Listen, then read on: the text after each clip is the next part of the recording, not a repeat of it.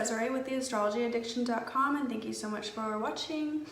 Today I want to do a reading for Pete Davidson and then put together, the synastry between his astrology chart and Ariana Grande's chart, because I did Ariana Grande's reading on the previous video and I had gotten a request to actually do her and Pete Davidson together, because I had intended to do more of a reading on Mac Miller and her chart, but I feel like for this first one I just want to do it on Pete Davidson because he is the most recent ex, and there were a lot of things that happened in their relationship with Mac Miller's passing that were very, I think, important for their relationship. So I'm just gonna get right into it. Pete Davidson, he of course is a very, very strong Scorpio. His sun is at 24 degrees of Scorpio and it's actually conjunct Pluto. So Pluto is at 25. His Venus, Mercury, Jupiter, they are all also in the sign of Scorpio. Now, I do a lot of readings, I feel like, for Scorpio dominant people like Drake. I just find that, people with a lot of Scorpio in their chart, they're very alluring, they're very intense, they're very, not scared to go after what they want and to be dominant. And, Scorpio is ruled by Mars, so they are action-oriented. Scorpio is also a fixed sign, so they'll be the type of people that once their mind is made up about something, they want something, they become obsessed with it, they're gonna do whatever it takes to get that. All of these planets then are ruled by his Mars, which is actually in Sagittarius. Unfortunately, I don't have a birth time for him. That being said, I'm just looking at the planets here, but having the Mars actually in Sagittarius ruling all of his Scorpio planets makes me think that a Mars and Sagittarius person is very attracted to going out in the world and being somebody. You're the type of person with a strong Mars like that you want to exert your energy. You want to go and chase after things that are of your ambitions. And Sagittarius, they are more of a fun, carefree, they love to laugh. They do have very strong opinions, and that will go back towards his Scorpio as well. Scorpios, they're very fixed in their opinions and their ideas. And Sagittarius is also someone who, they believe what they believe and they think that they're always right. So having those two very domineering parts to his personality, I could see that being something that with Ariana's chart, they can maybe butt heads about. She does not hold very much Sagittarius, except her North Node is also in Sagittarius. His North Node's in Sagittarius, so they share that in common. Going towards your Sagittarius North Node, it can be, a little scary, and being that Pete Davidson has his Mars actually conjunct his North Node in Sagittarius. They're very close together. His North Node is at 3 and his Mars is at 5 Sagittarius. So he is probably not as scared to do that. He's not as scared to go and do foreign travel. He's not as scared to go and live, alone, probably in a big city. He's only 25. He is a couple of months actually younger than me. And so it's interesting because, a lot of people do regress to what is comfortable for them, and being that his Mars is right there, he had to go and, pursue his comedy and his ambitions. He couldn't have just stayed back into his natural, comfortable behaviors. He really has had to, fight and overcome adversity to reach his goals and to achieve those things, which was probably definitely very, very uncomfortable and transformative for him to actually have to go through. That being said, for Ariana Grande, on the other hand, her North Node there is in the 12th house. I don't know his house system because I don't know his birth time, but the 12th house can be things that have to do with prison, addiction, secrets, hidden enemies. She may have encountered, unwillingly or unbeknownst to her, things of that in her life, like Mac Miller's addiction and his death. Unfortunately, those types of more scary types of things of life that you don't expect, they may have just happened in her life and kind of happened to her, things that she's had to overcome. Let's go back to Pete Davidson's chart really quick. The North Node and South Node are interesting for me to look at because they do share those in common. But now Pete Davidson, he does also have a Capricorn Moon, and his Uranus and Neptune are conjunct. as well in Capricorn, just like Ariana Grande's. I have this as well. Our whole generation born around this time has Uranus and Neptune conjunct in Capricorn. Some people it will be further apart, but this is a very powerful, very spiritual type of a energy.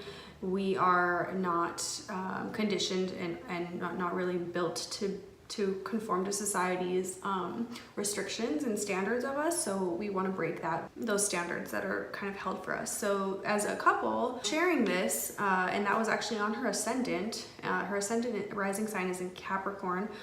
They shared that common generational desire as well, but his moon is there and her ascendant's there. So you typically see this a lot with couples.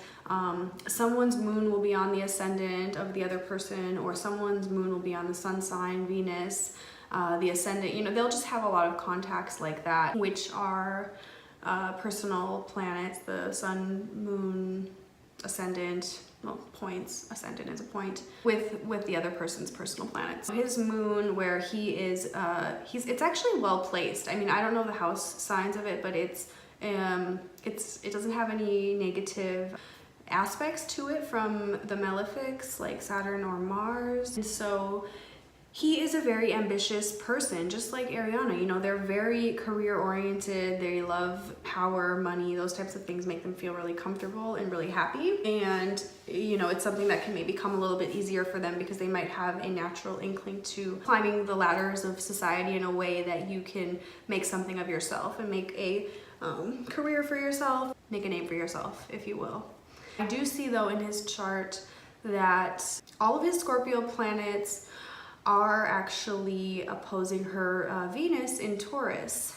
It directly opposes his sun and his Pluto. It can be initially very attractive. Someone that has that much Scorpio in general, people will be attracted to them for some reason or another. It's because of their intensity, their realness, their, his comedic value is basically being really real and just say things how they are and kind of shock people.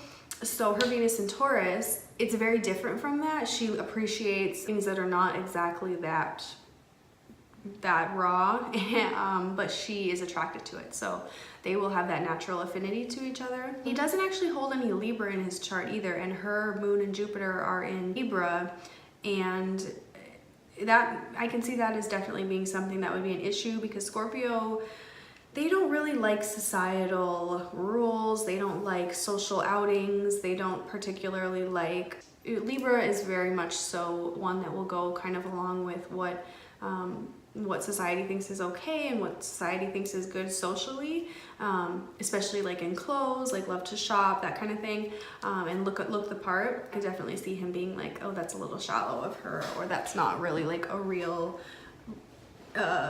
some of the things she's doing could be kind of fake, right? Or she could even, lie, like straight up. She could just kind of had fibbed on things. Libras and Geminis, the air signs, they are easily can just kind of say things and talk and just don't really think all the way through if they're being 100% honest. And Scorpio really wants to know that he wants to get right to it. They don't want the frill of conversation, they just want to get to the truth.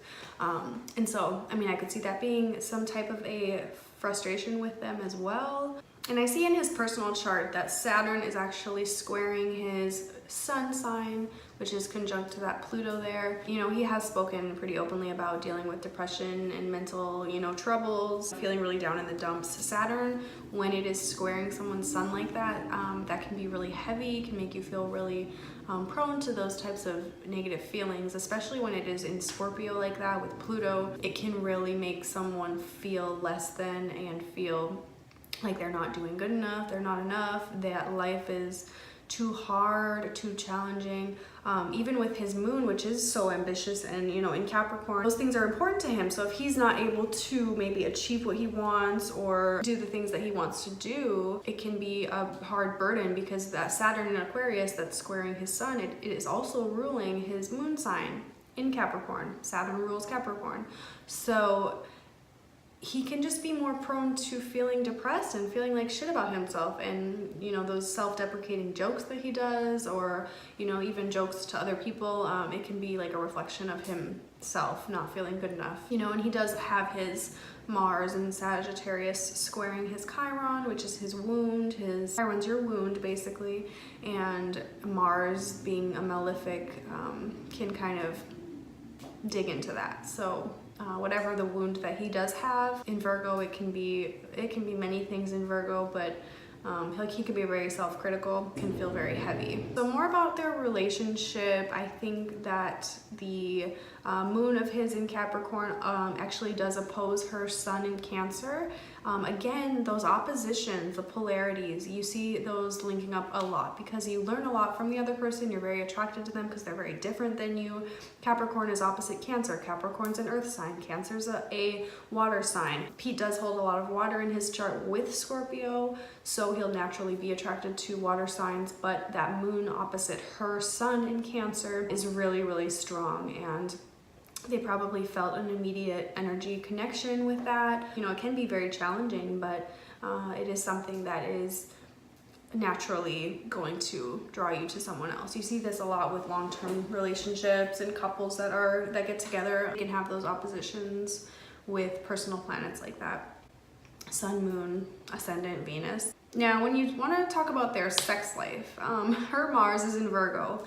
His Mars is in Sagittarius. They are actually square to one another. So her Mars is at 2 Virgo, his Mars is at 5 Sagittarius. Not very compatible. His Mars is in a fire sign, her Mars is in an earth sign. She likes a sensual, down-to-earth bonding with someone. I know my best friend has a Virgo Mars. They like to do things that are very clean. They don't really like down and dirty type of stuff. They like the servant type of scenarios. They like to just be really close to their partners. His Mars in Sagittarius is a little bit more wanting to try new things, try different crazy things. She's gonna be a little bit more reserved, definitely. I'm not saying that they would have a bad sex at all. Mars squares can be very good for like hot, passionate, quickly kind of things, but long term it's not really that it's not very positive to see a square. Now, her Mars is also conjunct his Chiron, so it's in Virgo, and you would just see that being something that's going to really dig into his wound. In Virgo, whether it's self-critical, something with his, you know, organization skills or his health, she can, you know, make him, not even knowing it to her, she can make him feel bad about that, or she can cause those issues to come up. Chiron is like the wound that you have that you don't really know you have until you're faced with it head on, and then you have to overcome it, and then, you know, later in life it becomes something that you can actually help other people with. So her Mars there, being that Mars is a malefic planet in her chart, she can maybe go off and say things or act in ways that are really hurtful to him for some reason, and it can maybe drudge up things from like his childhood or things that he doesn't really know why it bothers him. And that is their reading for me today.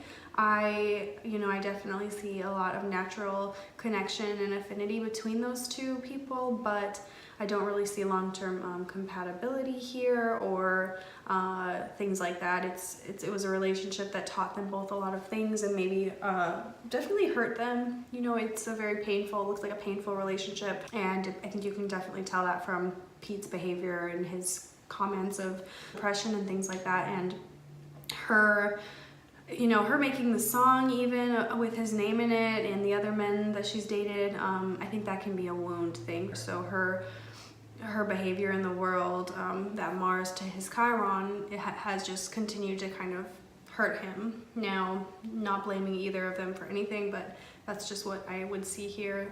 Her behavior will hurt him naturally. So thanks for watching. I hope you guys will like this, and I'll be doing some more videos coming up. Let me know if you have any requests. If you would like to book with me, my link for scheduling and my website are in the description box. Thank you guys so much. Have a good day.